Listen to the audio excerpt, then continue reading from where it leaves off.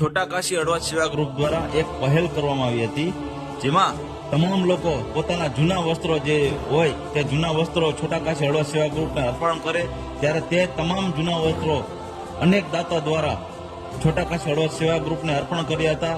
ત્યારે તમામ જૂના વસ્ત્રો એક ટ્રેક્ટર ભરીને જૂના વસ્ત્રો અમારી પાસે આવ્યા હતા। તે તમામે તમામ જૂના વસ્ત્રોનું અમે આજ રોજ ઉત્તરાયણ પર્વ નિમિત્તે જેને જરૂરિયાત છે, ખરેખર જરૂરિયાત છે એવા મજૂર વર્ગના લોકો જે ઉત્તરાયણ પર્વ નિમિત્તે આપણા હળવદ શહેરમાં આવે છે, તે તમામ મજૂરોને વિના મૂલ્યે તે તમારા જૂના તમામ વસ્ત્રોનું વિનામૂલ્યે વિતરણ કર્યું હતું। ત્યારે આપ આ વિડીયોના મારફતે જોઈ શકો છો, તમામ મજૂર વર્ગના લોકો અહીંયા તમારા જૂના વસ્ત્રો લઈને એક પૈસા બચે એ આશયથી આ સેવા કાર્ય કરવામાં આવ્યું હતું।